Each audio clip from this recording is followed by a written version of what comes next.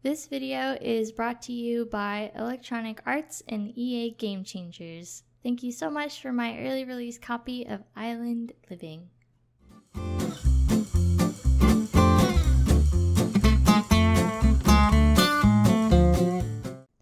Hey guys, welcome to the channel. I'm so happy you're here and I'm so excited for this build in particular because this build is part of a larger world save that several other amazing simmers are going to be building for. There is HeyHarrie, DoctorAshley, KrystinMyrie, MsGryphi, Fry, Simproved, LoveSimplySim, Simarchy, Simlicy, Aveline, DevonBumpkin, SimsFans, Elliandra, me, Springsims, and last but not least, DeeSims. And I'm so freaking excited for this collab, and I was very excited that I was invited to join with them. So I hope you guys enjoy it, and obviously all their channels are going to be linked down below. Make sure you check them out if you haven't before. They're all amazing. I love them all so dearly, and their content is amazing. Okay, so this build, I was given the smallest lot in the world, and it's a 20 by 20, and it's right off the road in the, I guess, older part of the island, and it's kind of next to the festival plaza, I think it is, and another shell build that looks kind of like another restaurant. So I was trying to figure out what to build here, and previously it was a house, but I didn't feel like a house would be appropriate on this lot. It didn't really make sense for someone to just kind of live here. So I was trying to think, okay, it's by the water, it's off the road, what, makes sense here? And I was looking at the description of this part of the island, and it mentioned that it was a old fishing town. So I was like, yes, this is gonna be amazing. I can do a little fish market, and it'll be kind of like a local touristy kind of place, and where you can buy fresh fish and hang out, have a bite to eat. So, and I also have an area to the left. You'll see a little hexagon space, and that is gonna be a stage to where local artists can play, and you can, listen while you're eating, and it's kind of a really chill hangout spot on the island where you can just go to, and it's a very casual place. I really wanted to make it kind of informal and comfortable, and so yeah, I was very excited. Once I figured out what I was gonna do, then it all kind of clicked and came together. But yeah, I was thinking about putting these fish banners up here, but I decided against it because they're kind of see-through, I think, so they don't really look good, not on a wall. So I end up taking those down after that. So as far as the patch goes that we got, we got stilt foundations, we got lounge chairs, the trims on rounded foundations were fixed, we got pride items, we have new lot traits, we have 350 swatches for doors and arches, which I saw that some people were kind of upset about because we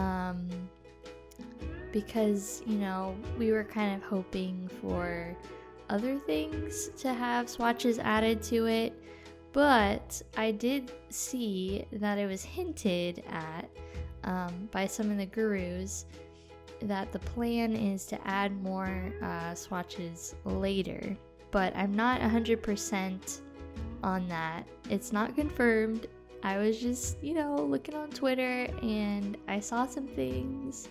So I'm assuming, or that's the idea anyway. So that happened, and then we got toddler diaper colors, so they look more like swimmies. We have functional fans and a new category, part-time jobs, randomized trait buttons, and secretly, sneakily, they included like you can swim in other areas. So that was amazing. And by swim in other areas, I mean in other worlds that have like a lake or a river or something like that. You can send your Sims on into there. So that's amazing. I don't think it's in every world or in every body of water, but I think the plan is to make it be able to be functional over time. So yeah, that's so exciting, and I hope you all have been enjoying the patch update if you already downloaded the patch. So island living, let me tell you, when I first went into this world, I was like blown away. This world is so beautiful, and honestly, it may dethrone Windenburg in my heart. Windenburg has been my favorite world since, I don't know, since Get Together has been out. Like, Windenburg has always been number one. I really think this world takes the cake for me. And not to mention these freaking beautiful plants and trees and bushes and just landscaping in general. Just absolutely gorgeous, very detailed. I don't know. I feel like The Sims went over and above what we could have asked for. So I was very, very happy with all of these beautiful plants and flowers and stuff. And I was like, dang it, like I need to go back into my old builds and just rebuild everything, re-landscape everything. So yeah, I think they did a very good job with this world, and even the build and buy objects, the cast items, man, like they did it. They did that. And these thatched roofs, I love. By the way, guys, I am going to be doing a build and buy review as well as cast and a little bit of gameplay because, hello, mermaids! Like, that's amazing. And you know what? I actually wasn't that excited about mermaids. I didn't really ever want them. I didn't really enjoy them in Sims 3 that much. I think it was Sims 3 that had mermaids, but I don't know. I just never really wanted them. I wasn't, that excited, and but when I saw like how they did mermaids in Sims 4, I'm like, oh, okay, I can do this. I can play with mermaids, I think. So this build in particular, you will see that I called it Uncle Honey's, but I changed it to Lani because the part of the island, it had, I think it's Ohan'ali? I think that's the name of it. So it was too similar for me, for my taste. So I actually changed it to Uncle Lonnie's Fish Market. So if you've never heard of a fish market, I'm sure most people have, but basically a fish market is an outdoor marketplace for selling fish, and it's usually like a trade or wholesale trade between the fishermen themselves and the merchants or you know, the fishermen to individual people that come and want to buy fish. And usually they, you know, will have them set out and it would be super fresh because they don't really have a long shelf life, so they have to be transported pretty quickly. So usually fish markets are pretty close to the coast or to where the boats come in. So I was like, okay, this is like pretty close to the ocean, and so it would make sense for this to be kind of here, but I didn't really know how to categorize it, so I ended up making it a restaurant technically. But if you don't have dine out, you probably could change it to be a bar or a lounge, or something like that. I'm sure that would be fine. So I didn't really like how modern this stove looked, so I tried to hide it with the metal, corrugated metal here, just to make it look a little older and not as, you know, new and modern and kitchen looking. So these things are fish traps, or like lobster traps, and I thought it would be kind of cool to make it look like they were hanging from the trim there. And I was looking at these tables and I've never realized the other swatches of little signs, and I was super excited to see that there was some fish related or fish themed signs on those. So fish markets are pretty old. They've been around for a very, very long time. They actually served as a public square or public space where a lot of people could come and just kind of talk about current events or politics or family stuff. So it was kind of a social place. And this particular fish market that I'm building, it's loosely based off of a place that I saw in Hawaii, where it was kind of like an outdoor seating area, and it was just kind of like an open space where people could listen to music and drink and just hang out. So I really wanted to capture that low-key vibe of the place. I don't know, it was so much fun to just build something unique and not just another house or a typical restaurant. So I think that it would be really fun for storytelling or just gameplay in general.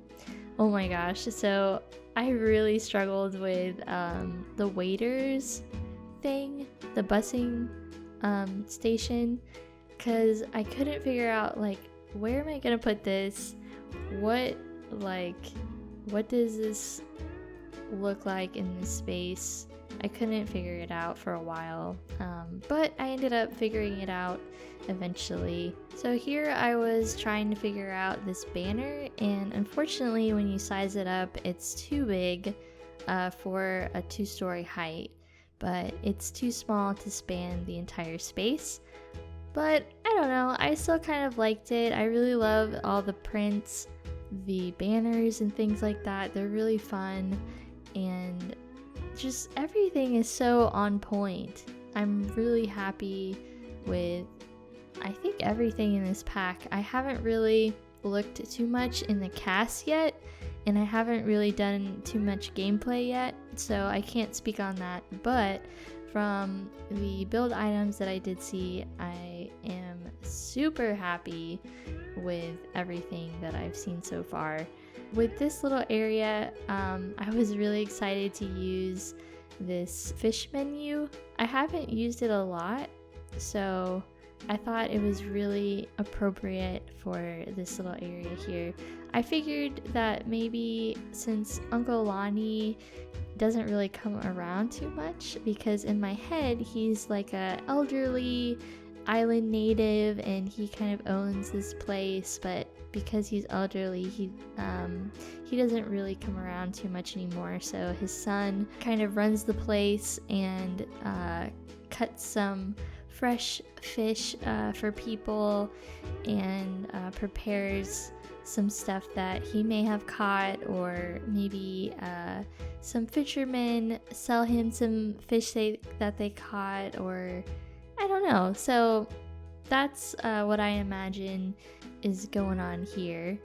I've been trying to stay away from a lot of game changer videos, to be honest, because I really wanted to kind of experience the new pack and not be spoiled by anything. And I hadn't seen any of the build and buy objects before I started building this, so I was like, wow, look at that, wow, I could use that for so many things. So it's been really exciting, and I'm super happy with everything. I think it's worth it. Like, if you are on the fence and you're like, well, I don't know, I really do think this pack is worth it. And you know me, I would always tell you honestly. And once you do get this pack, make sure you go into debug and look at all the amazing fish that are in there. Not all of these fish are from Island Living. I think some of them are from the outdoor pack and maybe a few others, but they were so beautiful, like the mahi mahi, and I think I used that one a lot. A lot of placing here, because there's not enough slots on these tables, so I was like, I really want them to be nice and pretty and in a line, because that's kind of how they set them up at fish markets. So I was like, I gotta do it.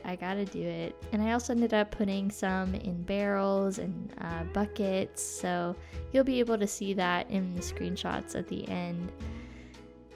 But it was kind of nice. I had some nice music on. It was, you know, kind of therapeutic in a way, placing a bunch of fish on these tables. So I'm actually allergic to fish.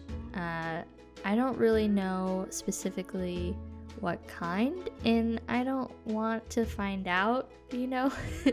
When I was 13, I was like not super into fish. I hadn't really ever eaten it before, and my aunt was like, hey, you should try this tilapia, and you know, you're 13, you need to try new things. So I tried it, and then I had an allergic reaction. So the doctor was like, hey, you should probably stay away from fish. So that was really sad to 13-year-old me, because at the time I actually wanted to be a marine biologist, which would be funny, you know, as a marine biologist you have to interact with oceanic creatures. So I said, well, I guess, you know, that's out of the options for me, you know, as a career. So but deep down inside, I still dream about being a marine biologist. Instead, I went down other paths, which is fine. I like what I do now, but it was just kind of funny that the one thing that I dreamed about when I was a kid, turns out I'm allergic, so oh well.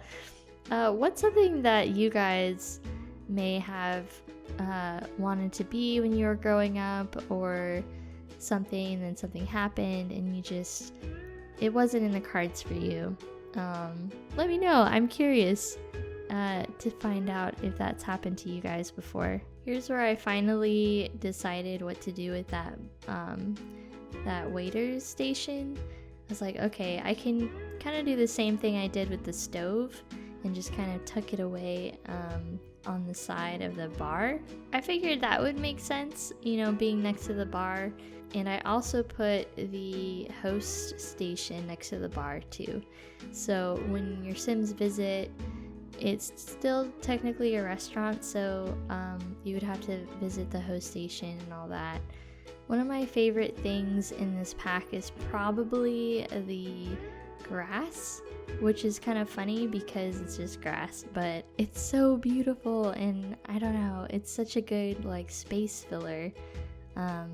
So here I was just trying to differentiate the terrain, because I felt like just using one type kind of made it a little too flat, and I figured that in some areas it would be a little more, not paved, but more defined, especially in the eating areas. So I just decided to add that nice rocky terrain there. And maybe right here is where Lani's son, I haven't figured out what to name him, but Lani's son, maybe that's his little workstation. And I found these really great buckets from the outdoor pack in Debug, and I hope that they stay when you place the lot, because I did put some fish in there. So but yeah guys, I hope you enjoyed this build. Make sure to check out the other videos in this collab that we're doing together, and I hope to see you all back here soon. Thank you guys for watching. Bye.